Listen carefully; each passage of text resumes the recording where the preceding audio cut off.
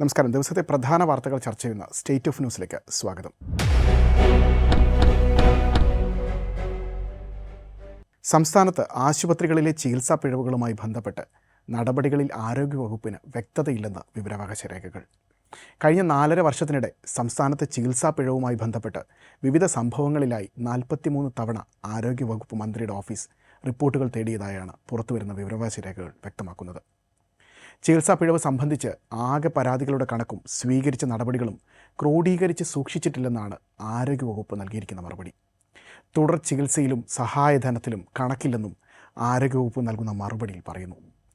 രണ്ടാം പിണറായി സർക്കാരിൻ്റെ കാലത്ത് 2021 ജൂൺ 1 മുതൽ 2025 നവംബർ 30 വരെ ചികിത്സാ പിഴവ് പരാതികളിൽ 43 തവണയാണ് മന്ത്രി വീണ ജോർജ് റിപ്പോർട്ടുകൾ തേടിയത്. ഈ കാലയളവിൽ ആരോഗ്യവകുപ്പ് ഡയറക്ടറേറ്റിൽ 19 പരാതികളാണ് ലഭിച്ചത്. ഇതിൽ 10 എണ്ണത്തിൽ മാത്രമാണ് റിപ്പോർട്ട് ലഭിച്ചത്. ആരോഗ്യ വിദ്യാഭ്യാസ ഡയറക്ടറേറ്റിൽ മെഡിക്കൽ കോളേജുകളിലെ ചികിത്സാ പിഴവ് സംബന്ധിച്ച് ഈ സമയത്ത് ഗൗരവമുള്ള 25 പരാതികൾ ലഭിച്ചിരുന്നു. ഇവയിൽ 23 എണ്ണത്തിലാണ് റിപ്പോർട്ട് സമർപ്പിച്ചിരുന്നത്. ഇനി ഈ റിപ്പോർട്ടുകളിൽ സ്വീകരിച്ച നടപടികൾ പരിശോധിക്കാം. ആരോഗ്യവകുപ്പ് ഡയറക്ടറേറ്റിൽ ലഭിച്ച പരാതികളുടെയും റിപ്പോർട്ടിൻ്റെയും അടിസ്ഥാനത്തിൽ 37 ആരോഗ്യ പ്രവർത്തകർക്കെതിരെ നടപടി എടുത്തതായാണ് കണക്കുകൾ. 4 ഡോക്ടർമാർക്കെതിരെയും 3 സ്റ്റാഫ് നേഴ്സുമാർക്കെതിരെയും നടപടിയെടുത്തതായാണ് ആരോഗ്യ വിദ്യാഭ്യാസ ഡയറക്ടറേറ്റിൽ നിന്ന് ലഭിക്കുന്ന വിവരം. ചികിത്സാ പിഴവ് പരാതികളിൽ എത്ര പേർക്ക് തുടർ ചികിത്സയ്ക്കുള്ള നടപടികൾ സ്വീകരിച്ചു, എത്ര പേർക്ക് ധനസഹായം നൽകി എന്നിങ്ങനെ കൃത്യമായ കണക്കുകൾ ആരോഗ്യ വകുപ്പിനില്ല എന്ന് വ്യക്തമാക്കുന്നതാണ് പുറത്തുവരുന്ന വിവരാവകാശ രേഖകൾ. അടുത്തിടെ വലിയ ചർച്ചയായ പരാതികളിൽ കോഴിക്കോട് ഹർഷീന കേസിൽ ഉദ്യോഗസ്ഥരെ പ്രോസിക്യൂട്ട് ചെയ്യാൻ അനുമതി നൽകിയെന്നും പാലക്കാട്ട് വിനോദിനിക്ക് കൈ നഷ്ടപ്പെട്ട സംഭവത്തിൽ ഡോക്ടർമാരെ സസ്പെൻഡ് ചെയ്തതും നടപടിയായി മറുപടികളിൽ പറയുന്നുണ്ട്. അതേസമയം തിരുവനന്തപുരം മെഡിക്കൽ കോളേജിൽ ചികിത്സ കിട്ടാതെ ഹൃദ്രോഗിയും SITയിൽ അണുബാധയെ തുടർന്ന് യുവതിയും മരിച്ചതും യുവതിയുടെ നെഞ്ചിൽ ഗൈഡ് വയർ കുടുങ്ങിയതും അടക്കം സംഭവങ്ങളിൽ കാര്യമായ ഒരു നടപടിയും ആരോഗ്യവകുപ്പിൻ്റെ ഭാഗത്തു നിന്ന് ഉണ്ടായിട്ടില്ല എന്നും വിമർശനമുയരുന്നുണ്ട്. ഇനി ഇന്നത്തെ ദേശീയ വാർത്ത പരിശോധിക്കാം. രാജ്യത്തെ ദേശീയപാതകളിലെ ടോൾ പ്ലാസകളിൽ ഏപ്രിൽ 1 മുതൽ ക്യാഷ് പേയ്മെൻറ്റ് ഒഴിവാക്കാൻ കേന്ദ്ര ഗതാഗത മന്ത്രാലയം ഒരുങ്ങുന്നു. 2026 ഏപ്രിൽ 1 മുതൽ ഇത് നിലവിൽ വന്നേക്കുമെന്ന് ദേശീയ മാധ്യമങ്ങൾ റിപ്പോർട്ട് ചെയ്യുന്നുണ്ട്. ഇനി മുതൽ ഉപയോക്താക്കൾക്ക് ഫാസ്ടാഗ് വഴിയോ UPI വഴിയോ മാത്രമേ ടോൾ നൽകാൻ സാധിക്കൂ. നിലവിൽ 98% ടോൾ ശേഖരിക്കുന്നത് ഫാസ്ടാഗ് വഴിയാണ്. ബാക്കിയുള്ളവ UPIയോ ക്യാഷ് പേയ്മെൻറ്റോ ആയാണ് ലഭിക്കുന്നത്. ഇത് പൂർണ്ണമായും ഡിജിറ്റൽ പേയ്മെൻറ്റിലേക്ക് മാറ്റാനാണ് തീരുമാനം. ടോൾ പ്ലാസകളുടെ വിശ്വാസ്യത വർദ്ധിപ്പിക്കാനും പ്രവർത്തനങ്ങൾ കാര്യക്ഷമമാക്കാനും ലക്ഷ്യമിട്ടാണ് പദ്ധതി ആസൂത്രണം ചെയ്യുന്നതെന്ന് NHAI നേരത്തെ വ്യക്തമാക്കിയിരുന്നു. ഫാസ്ടാഗ് ഉപയോഗിക്കുന്നതിലൂടെ ടോൾ പ്ലാസകളിലൂടെ തടസ്സമില്ലാതെ യാത്ര സാധ്യമാകും.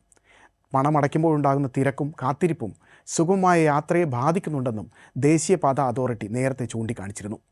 2022-23 സാമ്പത്തിക വർഷത്തിൽ ഫാസ്ടാഗ് നടപ്പിലാക്കിയ ടോൾ പ്ലാസകളിലെ ശരാശരി കാത്തിരിപ്പ് സമയം 734 സെക്കൻഡിൽ നിന്ന് 47 സെക്കൻഡായി കുറഞ്ഞുവെന്ന് നേരത്തെ ദേശീയപാത അതോറിറ്റി പുറത്തുവിട്ട കണക്കുകൾ വ്യക്തമാക്കുന്നുണ്ട്. 2026 അവസാനത്തോടെ എല്ലാ ടോൾ പ്ലാസകളിലും തടസ്സമില്ലാതെ യാത്ര സാധ്യമാകുമെന്നും ദേശീയപാത അതോറിറ്റി പറയുന്നുണ്ട്.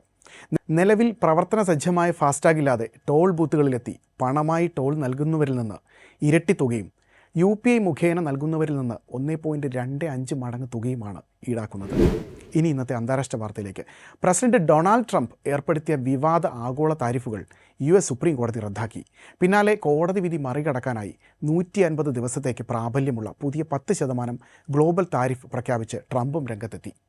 ഈ താരിഫ് ഫെബ്രുവരി 24 മുതൽ പ്രാബല്യത്തിൽ വരും. തനിക്ക് നിയമപരമായി തന്നെ മറ്റു മാർഗങ്ങളുണ്ടെന്നും നയങ്ങളിൽ നിന്ന് പിന്നോട്ടില്ലെന്നുമാണ് ട്രംപ് ആവർത്തിക്കുന്നത്. ഇന്ത്യൻ വംശജൻ കൂടിയായ അമേരിക്കയിലെ മുൻ ആക്ടിംഗ് സോളിസിറ്റർ ജനറലായ നീൽ കത്യാലാണ് പരാതിക്കാർക്കായി കോടതിയിൽ ഹാജരായത്. 6-3 എന്ന ഭൂരിപക്ഷത്തിലാണ് US കോടതിയുടെ ചരിത്രപരമായ വിധി. അന്താരാഷ്ട്ര വ്യാപാര രംഗത്തും പ്രത്യേകിച്ച് ഇന്ത്യയെപ്പോലുള്ള രാജ്യങ്ങൾക്കും വലിയ ആശ്വാസം നൽകുന്ന ഒന്നാണിത്. നേരത്തെ 18% നിശ്ചയിച്ചിരുന്ന താരിഫ് ഇപ്പോൾ 10%ലേക്ക് കുറഞ്ഞതായാണ് റിപ്പോർട്ടുകൾ. എങ്കിലും സ്റ്റീൽ, അലുമിനിയം തുടങ്ങിയ മേഖലകളിലെ പ്രത്യേക തീരുവകൾ നിലനിൽക്കും. ഇന്ത്യയുടെ വസ്ത്രം, മരുന്ന് കയറ്റുമതി രംഗത്തെ വ്യാപാരികൾക്ക് നിലവിലെ നീക്കം വലിയ ഗുണം ചെയ്യും. ട്രംപ് പറയുന്നത് ഇന്ത്യയുമായുള്ള വ്യാപാര കരാറിൽ മാറ്റമുണ്ടാകില്ല എന്നാണ്. എങ്കിലും പുതിയ സാഹചര്യത്തിൽ ഇന്ത്യക്ക് കൂടുതൽ ശക്തമായി വിലപേശാനുള്ള അവസരവും ഒരുങ്ങും. 1977 international emergency economic powers act ഉപയോഗിച്ചാണ് ട്രംപ് ഈ താരിഫുകൾ നടപ്പിലാക്കിയിരുന്നത്. എന്നാൽ ഈ നിയമം പ്രസിഡന്റിന് ഇറക്കുമതി തീരുവ ചുമത്താൻ അധികാരം നൽകുന്നില്ലെന്ന് സുപ്രീം കോടതി വ്യക്തമാക്കിയിട്ടുണ്ട്. നികുതി ചുമത്താനുള്ള അധികാരം ഭരണഘടനാപരമായി കോൺഗ്രസിനാണെന്നും പ്രസിഡന്റിന് അത് ഏകപക്ഷീയമായി ചെയ്യാൻ കഴിയില്ലെന്നും ചീഫ് ജസ്റ്റിസ് ജോൺ റോബർട്ട്സ് തൻ്റെ വിധിയിൽ കുറിക്കുന്നുണ്ട്. ഇത് ട്രംപ് ഭരണകൂടത്തിന് ഏറ്റ വലിയ തിരിച്ചടിയായാണ് വിലയിരുത്തപ്പെടുന്നത്. ചുരുക്കത്തിൽ നിയമ പോരാട്ടം അവസാനിക്കുന്നില്ല. കോടതി വിധി വ്യാപാര മേഖലയ്ക്ക് ആശ്വാസമാണെങ്കിലും ട്രംപിൻ്റെ പുതിയ നീക്കങ്ങൾ ആഗോള വിപണിയിൽ വീണ്ടും അനിശ്ചിതത്വം തുടരാൻ കാരണമാകും. വരും ദിവസങ്ങളിൽ ഇന്ത്യയും അമേരിക്കയും തമ്മിലുള്ള വ്യാപാര ചർച്ചകളിലും പുതിയ മാറ്റങ്ങൾ നിർണായക സ്വാധീനം ചെലുത്തുമെന്നാണ് കരുതുന്നത്.